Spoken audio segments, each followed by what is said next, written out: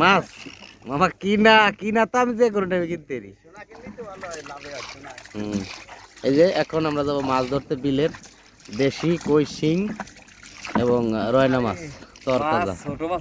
এই যে আমাদের হাড়ি, আমাদের জাল, ইনশাল্লাহ নেক্সট আপনারা দেখতে থাকুন।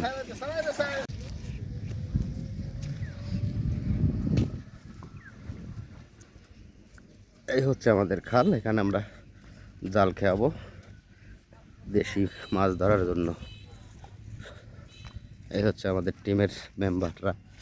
আসসালামু আলাইকুম রহমতুল্লাহ। অনেক দিন পর বিলে মাছ ধরতে চলে এলাম। বিলের একটা খালে আমরা একটা জাল ফেলেছি, অনেক বড় 80 হাত।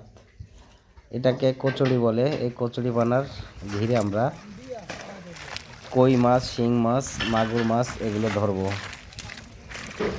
আশা করি আপনাদের ভালো লাগবে। কই মাছ আমি টানছি না, কচুরিতে মাছ আছে। রবিলের মতো মাছ করে সব ফেলাই দিচ্ছে।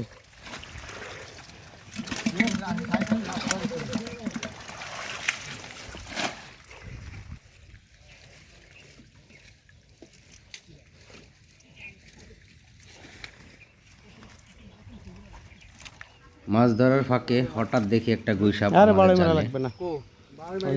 তো গুইসাপটা আমরা মারিনি, কারণ বিনা কারণে প্রাণী হত্যা অন্যায়। অনেকদিন পর আসলাম, প্রায় 8-10 বছর পরে বিলে কচুরিপানা ঘিরে মাছ ধরতে।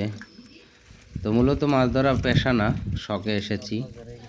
অনেক দিন পর আসলাম, তো আশা করি আপনাদের ভালো লাগবে। দেখুন অনেক পরিমাণ আমরা দেশি মাছ পেয়েছি, মাশাআল্লাহ, আলহামদুলিল্লাহ। খেতে অনেক সুস্বাদু।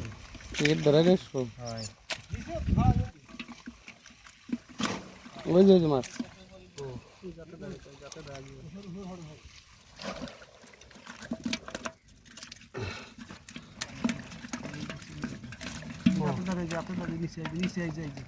এই যে চলে গেল।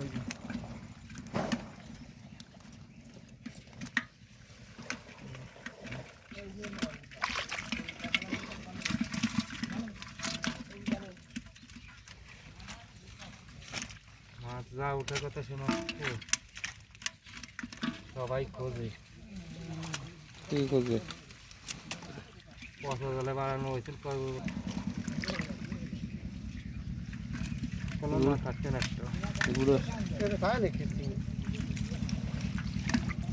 তো কত বড় তাতে ভাসায় যায় বুঝলো।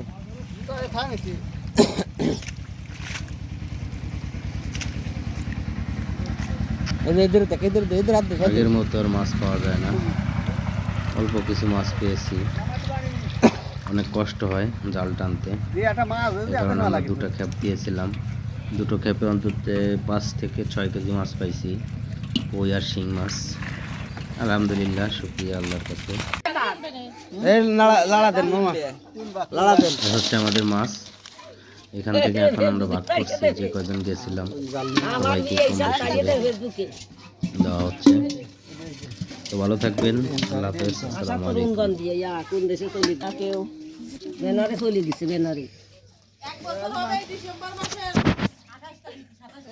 হয়ে গেছে, 1 বছর পার হয়ে গেছে।